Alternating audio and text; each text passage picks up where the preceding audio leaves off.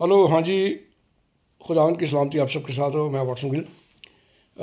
ایک خبر آپ کے ساتھ شیئر کرنی ہے. پاکستانی جو ہمارے اسائلم سیکرز بہن بھائی ہیں ان کے حوالے سے ایک پیش رفت ہوئی ہے کہ جو یہاں کی آئی این ڈی ہے. آئی این ڈی وہ ادارہ ہے جو اسائلم سیکرز ہمارے جو بہن بھائی ہوتے ہیں ان کے کیسز کو دیکھتے ہیں. تو یہ ادارہ جو ہے یہ بڑا ایک تگڑا ادارہ ہے. یہی پاس کرتا ہے لوگوں کے جو اپلیکیشنز ہیں اسائلمس کی، پناہ گزینوں کی، اور یہی جو ہے وہ ریجیکٹ کرتا ہے. خداوند کا شکر کرتے ہیں اس حوالے سے ہماری ایک میٹنگ جو ہے وہ فکس ہوئی ہے نیکسٹ ویک میں. اور یہ کاوشیں ہمارے دوستوں کی، ہماری ٹیم کی کہ لگے ہوئے تھے ہم اس حوالے سے کہ جی ہماری بات جو ہے وہ سنی جائے. میں آپ کو تھوڑا سا یہ بتانا چاہتا ہوں کہ ہم یہاں نیدرلینڈ کے اندر خاموش نہیں بیٹھے ہوئے. 15 اپریل کو ہم نے ایک پروٹیسٹ کیا تھا، آپ نے دیکھا ماریہ شہباز کے حوالے سے، اور اسی پروٹیسٹ کے دوران ہم نے ایک پٹیشن یورپین پارلیمنٹ میں بھیجی. پھر میں نے ایک ویڈیو بنائی، آپ نے دیکھا ہوگا کہ وہ 18 مئی کو یورپین پارلیمنٹ نے ہمیں ہماری پٹیشن کا، ہمارے ای میل کا جواب دیا، اور باقاعدہ ہمیں مخاطب کر کے انہوں نے کہا کہ جناب وہ ماریہ شہباز کیس کو دیکھ رہے ہیں. ایک چیز میں ضرور آپ لوگوں کو کہوں گا، یہ قطعی طور پہ بھی میں نہیں کہتا ہوں کہ جی یہ ہم نے کیا. جہاں پر بھی اوورسیز ہمارے پاکستانی بہن بھائی تھے انہوں نے پروٹیسٹ کیا.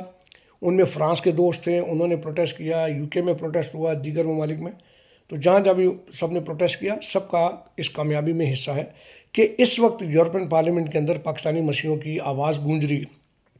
بڑی بڑی میٹنگز ہو رہی ہیں، اور یورپین پارلیمنٹ ممبرز جو ہیں وہ اس حوالے سے بڑی سنجیدگی کے ساتھ پاکستان پر اور پاکستان کی جو پالیسیز ہیں ان کے اوپر بات کر رہے ہیں، تنقید کر رہے ہیں.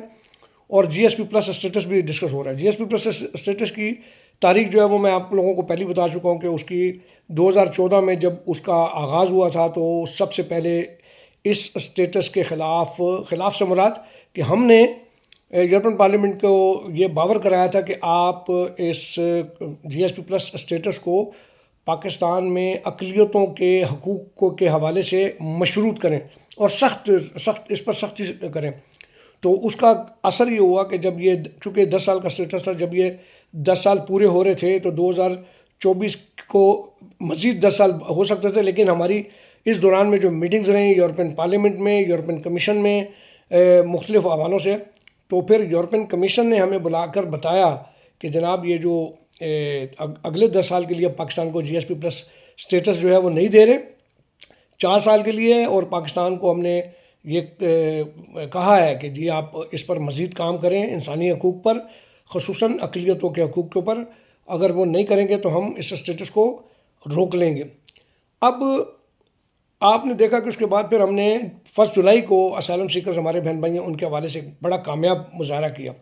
بہت بڑی تعداد میں ہمارے لوگ جو ہیں اس میں شامل ہوئے، اور ایک نہیں 2 ڈچ پارلیمنٹ ممبر جو ہیں ان کو 2 مختلف ٹائم پر، ایک کرسچن یونی کے جو ہمارے بڑے متحرک پارلیمنٹ ممبر ہیں مسٹر ڈان سیڈر، جو کہ اسائلم سیکرز کی جو کچھ ذمہ داریاں ان کے ہاتھ میں بھی ہیں، ان کو ایک پٹیشن دی صبح ہم نے.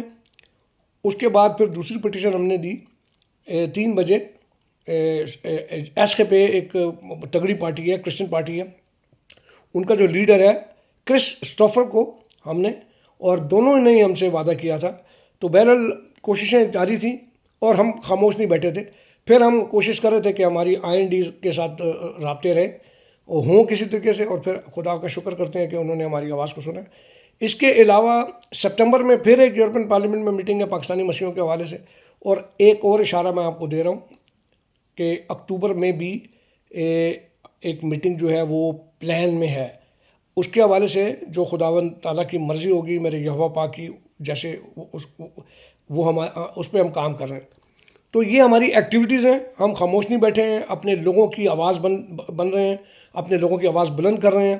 اور یہ خداوند کا شکر ادا کرتے ہیں کہ پاکستانی ڈچ کرسچن کمیونٹی جو ہے وہ اس حوالے سے متحرک ہے. اپنی دعاؤں میں ہمیں یاد رکھیں. خداوند آپ سب کو برکت دے. God bless you. Thank you.